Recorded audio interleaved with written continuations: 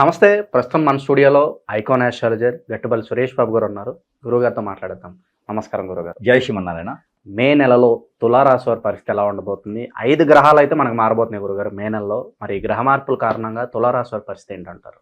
ఈ 2025 సంవత్సరం మే మాసం వరకు మనం వచ్చి ఉన్నాము. 5వ మాసం ఇది. ఈ మే మాసంలో మనకి తెలుగు సంవత్సరాల ప్రకారంగా అయితే 2వ మాసం కింద వస్తుంది ఇది. అలానే మనకి ఈ మే మాసం ఏదైతే ఉందో ఈ మే మాసంలో ద్వాదశ రాశుల వారికి అందరికీ కూడా కుడి ఎడంగా ఉంటుంది.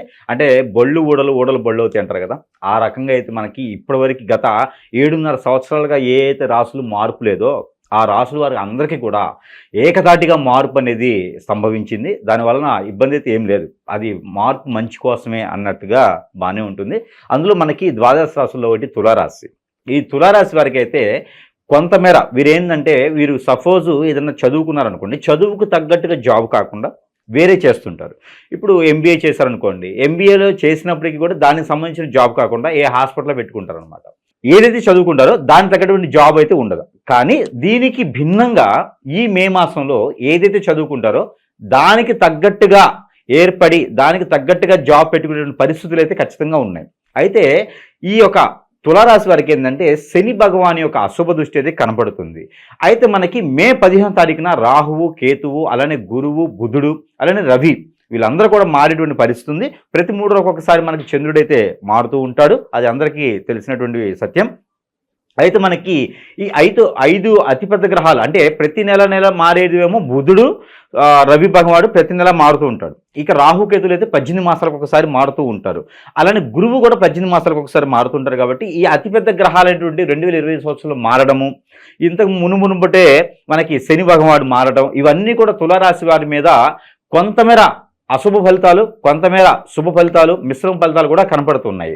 అలానే వీరికి ఈ యొక్క శని భగవానికి అశుభ దృష్టి, శుక్రుడు భగవానికి అశుభ దృష్టి ఈ 15వ తారీఖు వరకు అయితే ఖచ్చితంగా కనపడుతుంది.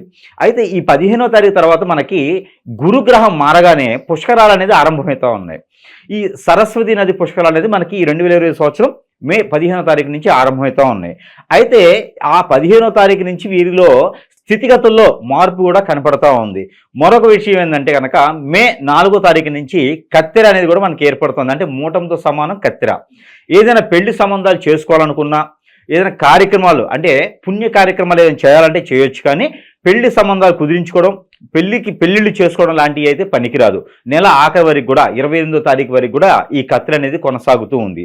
అయితే తులారాశి వారికి ఏదైనా పెళ్లి సంబంధాలు కుదుర్చుకోవాలనుకుంటే కుదుర్చుకునేటువంటి అదృష్టం అయితే ఉన్నది. ఎందుకంటే శుక్రుడే కాకుండా, బుధుడే కాకుండా కేతువు కూడా వీరికి అనుకూలంగా మారుతున్నాడు. కుజుడు కూడా కొంత అనుకూలంగానే ఉన్నాడు. అందుకని పెళ్లి సంబంధాలు కుదుర్చుకోవడానికి అయితే తులారాశి వారికి అద్భుతంగా ఉందని చెప్పవచ్చు. అలానే విదేశీయానం ఎవరైనా చేయాలనుకుంటే కనుక 22వ తారీఖు తర్వాత కనుక వీరు విదేశీయానానికి ప్రయత్నం చేస్తే ఖచ్చితంగా వీరు త్వరలో విదేశాలకు వెళ్ళేలాగైతే కనబడుతుంది. జాబులో వెసులుబాటు అయితే మాత్రం కొంతవేర కనపడట్లేదు. పై స్థాయి ఉన్నటువంటి అధికారులు ఏమైనా అన్నా కూడా అవి ఏదైనా పట్టించుకోకుండా ఉండడం మంచిది. పిస్టేజ్కి వెళ్తానో, లేకపోతే మనం ఇంకేదన్నా బిల్డప్ కోసమో, లేకపోతే ఇంకేదైనా మనం చూపించుకోవాలని ఈగోతత్వంతో చూపిస్తే మాత్రం ఖచ్చితంగా ఇబ్బంది పడే అవకాశాలు ఉన్నాయి. కాబట్టి మనం చేతులు పట్టుకొని తల వంచడం వల్ల తప్పు అయితే కాదు. రానున్నటువంటి కాలంలో రాజులుగా జీవించాలి, రాజులుగా పాలించాలి, రాజులుగా బ్రతకాలి అనుకుంటే కనుక తల వంచడంలో తప్పులేదు. కాబట్టి ఈ మాసం మొత్తం కూడా జాగ్రత్త వహించుకుంటే చాలా మంచి జరిగేదానికి ఆస్కారం ఉంది. మరొకటి ఏంటంటే ఈ తులారాశి వారికి గత కొంతకాలంగా అయితే పితృదోషాలతో కొంతమంది బాధపడుతూ ఉన్నారు. పోయినటువంటి కుంభమేళలో కావచ్చు, పండగల సందర్భంలో వారి కార్యక్రమాలు చేసి ఉన్నారా సరే, లేకుంటే కనుక ఇప్పుడు మనకి పుష్కరాలు ఆరంభమవుతున్నాయి. కాబట్టి ఈ పుష్కరాల్లో పుణ్యస్నానం ఆచరించి పెద్దలు చేసినటువంటి కార్యక్రమం ఏదైతే ఉంటో అవి నిర్వర్తించినట్టయితే వీరికి ఆర్థిక సమస్యలే కాకుండా, జాబులో వెసులుబాటే కాకుండా, పెళ్లి సంబంధాలు కుదిరించుకొని ఇల్లు కావచ్చు, వాకిలు కావచ్చు, కార్లు కావచ్చు ఆ శోభకు ఏర్పడేసి అన్ని రకాలుగా ఆర్థిక స్థితిగతులు అన్నీ కూడా మెరుగుపడేందుకు, గ్రహాలు ఇచ్చి ఉన్నటువంటి దోషాలన్నీ కూడా తొలగించుకునేందుకు ఆస్కారం అయితే ఖచ్చితంగా ఉంది అని చెప్పొచ్చు. అయితే ఈ ఒక పుష్కరాల కాలంలో సరస్వతి నది వరకు, తీరం వరకు వెళ్ళాలా అని అయితే లేదు. సమీప దూరంలో ఉన్నటువంటి నది, వాగు, చెరువు, కోనేరు, సెలయేరు, బ్రహ్మగుండాలు, సముద్రాలు ఇలాంటి వాటిలో ఎక్కడైనా సరే స్నానం ఆచరించవచ్చు. అలాంటి పుణ్యకార్యాలు అయితే ఖచ్చితంగా వీరు చేసుకునే దానికైతే ఖచ్చితంగా ఉంటుంది.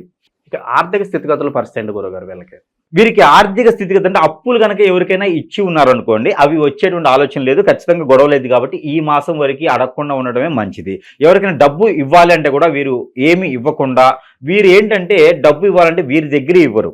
తులారాశి వారికి ఖచ్చితంగా గమనించండి, వీరి దగ్గర ఉన్నటువంటి డబ్బులు వేరే వాళ్ళకి ఇవ్వరు, వేరే ఎక్కడో తీసుకొచ్చి బయట అడిగిన వాళ్ళ దగ్గరికి ఇస్తారనమాట. అలాంటప్పుడు రెండందాల చేటు, ఇక్కడ తీసుకున్న దగ్గర మాట్లాడాల్సి వస్తుంది, ఇచ్చిన దగ్గర డబ్బు రాదు. అందుకని చెప్పేసి డబ్బు వ్యవహారాలు, ఫైనాన్స్ సంబంధించినటువంటి సందర్భాల్లో వేరే వాళ్ళ చేతులతో కానీ వేరే వాళ్ళ పూచీకత్తులతో కానీ తీసుకురావద్దు, ఇవ్వద్దు, మధ్యవర్తిగా ఉండొద్దు.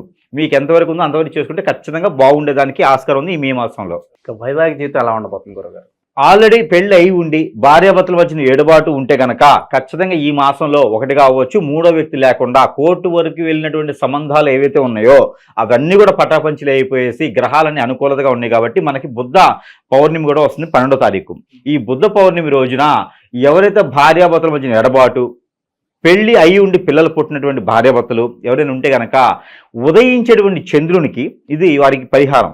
ఉదయించేటువంటి చంద్రునికి పాలలో తేనె కలిపి అలానే కుంకుమ పువ్వు కూడా వేసి ఉదయించేటువంటి చంద్రకిరణాలు ఆ పాలలో ఉంచేసి ఆ పాలు ఎవరైతే ఉంటారో వారు సేవించినట్టయితే కనుక, ఇప్పుడు భార్య దూరం అయితే భర్త కావచ్చు, భర్త దూరం అయితే భార్య కావచ్చు, ఇద్దరు ఉంటే పిల్లల కోసం మనసులో తలుచుకొని అవి భుజించడం ద్వారా, స్వీకరించడం ద్వారా ఏదైతే శాపం ఉందో, ఏదైతే గ్రహరీత్య దోషం ఉందో అవన్నీ కూడా తొలగిపోయేసి ఆ తర్వాత తులారాశిలో పుట్టినటువంటి వారు ఒక తల ఉంచినా పర్వాలేదు, వారు మాట్లాడితే కనుక సానుకూలంగా అయ్యేటువంటి పరిస్థితులు అయితే ఖచ్చితంగా ఉన్నాయని చెప్పొచ్చు. మే మాసం 12వ తారీఖు తర్వాత చేయాలి ఆ పని.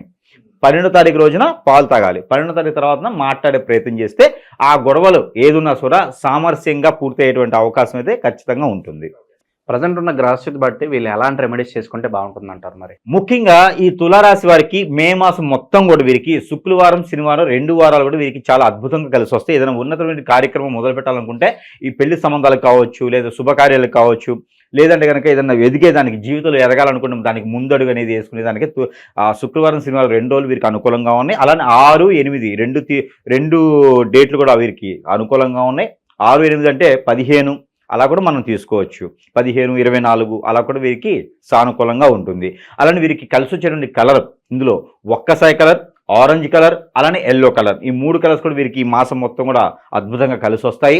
అలానే వీరికి ఈ 3 అయిపోయిన తర్వాత వర్ణం కలర్లు కూడా చెప్పేశాను కాబట్టి వీరికి ఈ రెమెడీ వీరికి వచ్చేసి సుబ్రహ్మణ్య స్వామి వారికి అభిషేకం చేసుకోవడం, అలానే వారాహి అమ్మవారు కానీ, లక్ష్మీదేవత కానీ, కనకదుర్గ అమ్మవారు కానీ, ఇలాంటి అమ్మవారు లలిత సహస్రనామం చదువుకోవడం, ఈ అమ్మవారికి కుంకుమార్చన చేయించడం, మంగళవారం కానీ శుక్రవారం కానీ 1 వారం చేస్తే సరిపోతుంది. కుంకుమార్చన చేయించడం, ఆవుకి ఆ పాలకూర, తోటకూర లాంటివి తినిపించడం ద్వారా వీరికి ఖచ్చితంగా గ్రహాలన్నీ అనుకూలతగా మారతాయి. అలానే తేనె, పాలు, షుగరు లేదా పటిక బెల్లం, కండ చక్కెర లేదా బెల్లం వేసేసినటువంటి పాలు ఏవైతే ఉన్నాయో ఇవి ఆ వినాయక స్వామి వారికి అభిషేకం చేస్తే ఖచ్చితంగా వీరిలో ఉన్నటువంటి విఘ్నాలు ఏవైతే ఉన్నాయో అవన్నీ కూడా తొలగిపోయేది ఉంటుంది. ఇది బుధవారం రోజున ఉదయం సమయంలో చేయాలి. ఏ బుధవారం అయినా చేయొచ్చు, దీనికి తేదీ అనేది అవసరం లేదు, ఏ రోజు చేసినా పర్లేదు, కానీ బుధవారం మాత్రం చేయాలి. ఇది చేసుకుంటే సరిపోతుంది. వీరు ఎదిగేదానికి, జీవితంలో ముందుకెళ్ళేదానికి తొలి అడుగు అనేది ఈ యొక్క మే మాసం నుంచి వేసుకున్నట్టయితే కనుక ఖచ్చితంగా దశాబ్ద కాలం వరకు కూడా ఈ యొక్క తులారాశి వారు అద్భుతమైనటువంటి ప్రతిఫలాలను పొందేదానికి ఆస్కారం ఉందని చెప్పొచ్చు. అలానే ప్రతి మాసంలో ఇస్తున్నట్టుగానే వీరికి ఈ మాసంలో ఇవ్వాల్సినటువంటి నెంబర్, వీరు పఠించుకోవాల్సినటువంటి నెంబర్ తులారాశి వారికి 8242-643, 8242-643. ఈ నెంబర్ని 333 అంటే 333 సార్లు పారాయణ రూపంలో జపం చేయాలి. అది ఎలా చేయాలంటే కనుక చేతులు పల్లీలు కానీ, బఠానీలు కానీ, శనగలు కానీ ఒక 5 గింజలు పెట్టుకొని, లేదా పెప్పర్ మిరియాలైనా సరే ఒక 5 గింజలు చేతిలో పెట్టుకొని ఈ నెంబర్ని పారాయణ రూపంగా చేసేసి అవి వీరు భుజించాలి. భుజించినట్లయితే వీరికి ప్రకృతి నుంచి వచ్చే దోషాలే కాకుండా నవగ్రహాల నుంచి వచ్చేటువంటి దోషాలు కూడా అన్నీ తొలగిపోయేసి కొంతమేర వీరు ఆ నరదిష్టి, నరఘోష కూడా తొలగిపోయేసి కొంతమేర వీరు ఎదిగేదానికి ఆస్కారం ఉంటుంది. అలాంటివి చేసుకున్న ద్వారా తులారాశి వారు కూడా ఈ మే మాసంలో అదృష్టవంతులయ్యేదానికి అవకాశం ఉంది. ఈ చిన్న చిన్న రెమెడీస్ చేసుకుంటే చాలు. చాలా బాగా వివరించారు గురుగారు, ధన్యవాదాలు.